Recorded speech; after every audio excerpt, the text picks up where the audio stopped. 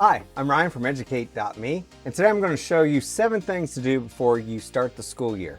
These are things that I like to do to just keep myself organized and get me ready for the school year.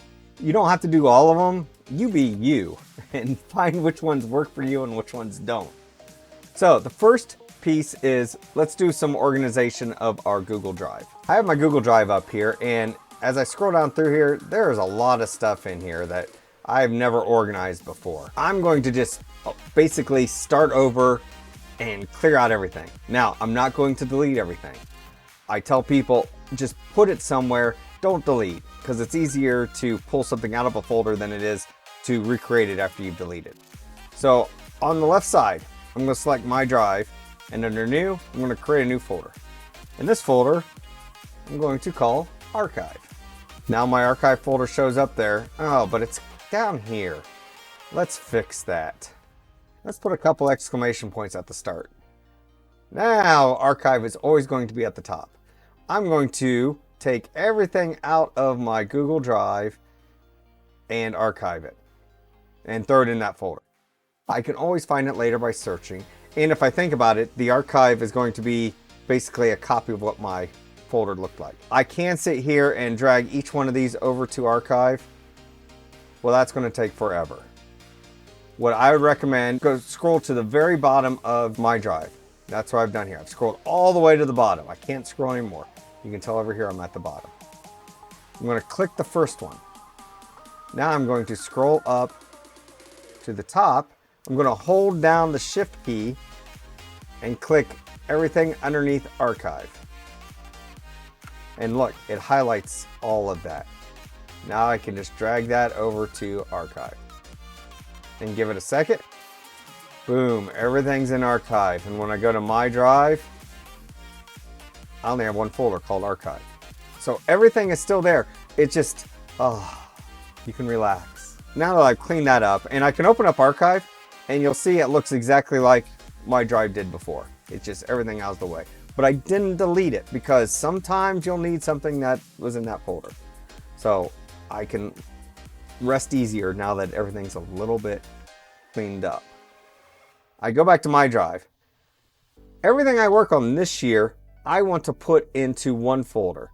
And if you've seen my other videos on organization, I really like naming the folder after the school year.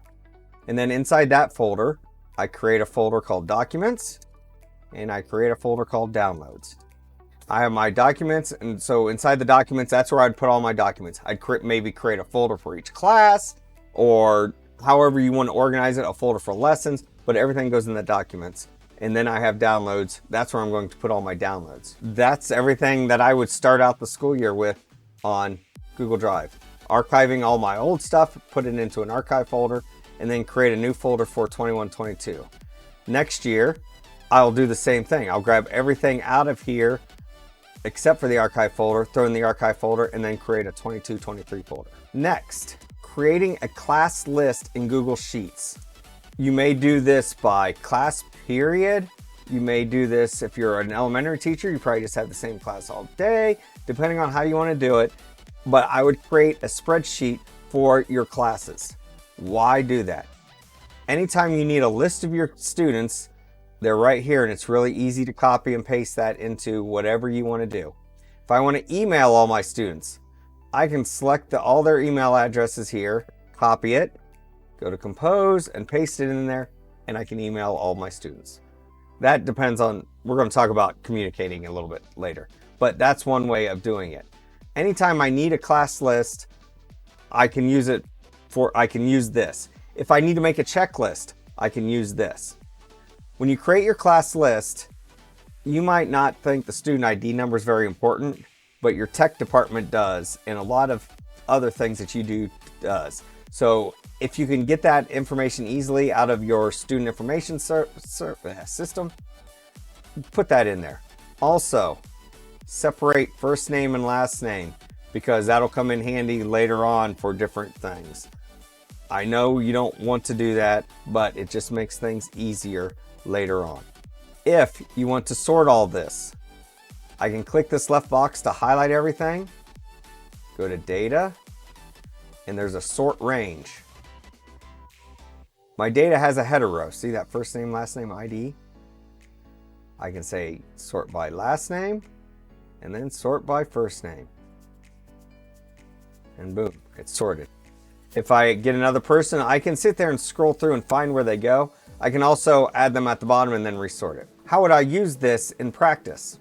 I need a checklist for the first day of school for the students as they return various forms and other things that need to be turned in. Beside the sheet, I can say copy to new spreadsheet. So now I can say new spreadsheet and then open it. And this could be, now for this, I don't need these columns. So all I'm doing is clicking and dragging across and say delete. Now I can put in and various other items that these students might be turning in. And then finally, to make it really easy, I click and highlight these squares. Insert checkboxes. So now I have a checkoff list easily created from my class list that already did all the work for me. So when Erica turns in hers, I can just check it and I'm done. If I need another class list, I can go back to here, copy to, create a new spreadsheet, and I can have it. I can make my own checklists really, really easy. And that's why I recommend creating a class list and you don't have to use, I'm using Google Sheets as my example here. You can also create it in Microsoft Excel or Apple's Pages or Apple's Numbers.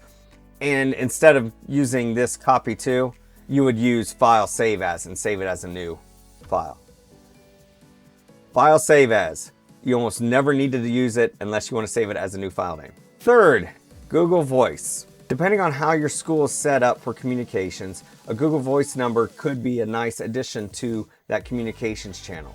With a Google Voice number, you get an actual phone number that parents can call or text, and it's totally separate from any other phone number that you have. You can receive the calls and texts on your cell phone if you want, or you can just deal with it on the computer. You can go to Google Voice, sign up, it'll give you a phone number, and that number you can use for everything. This is how I have my cell phone set up for work, is I have a Google Voice number that I put in everything, so they can still call me. It still shows up on my phone. I can call from it off of my phone, but the number's totally separate. I can also text from my computer. It's really, really nice. Now there is one caveat.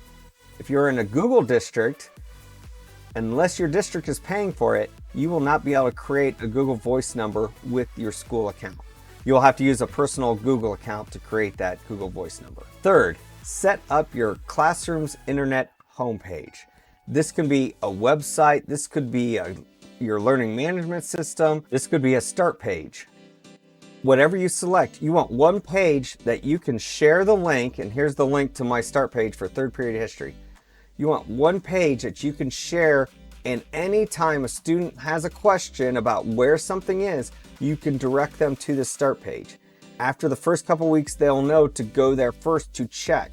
And from there, you can link to different assignments, you can link to different documents, different folders. You can add all sorts of links directly from here, but you want one location. You don't want the students asking, where is that? And you might have it in a website, you might have it in your learning management system, you might have it somewhere else.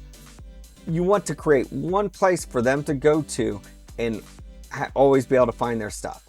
I have a whole video on creating a start page for your classroom just to cut down on the questions about where is this. I have my daily notes. So my daily notes is basically what lessons we're doing in your class. I have a link to it there. So they can just go here and click on it and go see my notes. Next up, class notifications. Your school might have been signed up with Remind or Parent Square, or there's several different communication platforms out there for schools. If you're not signed up with one of those, you can use services like Remind for free for a small classroom. But you need some way to communicate with parents easily and quickly. So figure out how that's going to be. You can do it through email if you want. Make up a Google group, but figure out which service you're going to use, and that way when the school year starts, you can start to teach the parents, okay, this is how I'm going to communicate things from class. Number 6, create a daily checklist for you and for your students. Procedures and checklists are key to managing your classroom and not having students wondering, what am I supposed to be doing next? I have a daily checklist. It has 70 items on it. Those are things that I need to do every day. Now, most people won't have that many because 30 of those items are, 30 or 40 are just importing new students into different services that teachers don't have to worry about. But you can put things as simple as check my email, check my calendar, see what's coming up. Set up the room for that day, whatever you need to do for your setup in the morning. You can also create a checklist for the students. So every day they come in, they know they're doing this, and they're doing this. And gives them some sort of structure so they're not always wondering, okay, what am I doing now? And asking you, what am I supposed to be doing? They should know after a few weeks, these are the procedures, this is how the class is run, this is what we need to do. Finally, find something for yourself to do to relax and to calm your nerves before that first day.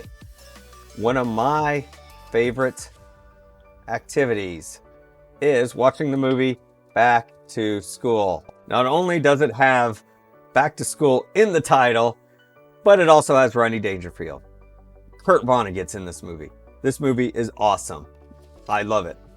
Now, it's not everybody's cup of tea, but it's hilarious and it's a great movie. You can see Robert Downey Jr. He's a student there, is a friend of Rodney Dangerfield's son, and also Oingo Boingo plays a party. This is what I do for fun before the school year starts. You need to find something that you would like. My wife, she likes to watch Dead Poets Society. And now you know the difference between her and I. But find something that you're going to do. And these are 7 of the things I do before the school year starts. What do you do? Let me know. If you like this video, be sure to hit the like button down below and also check out my website over at educate.me. Stay classy.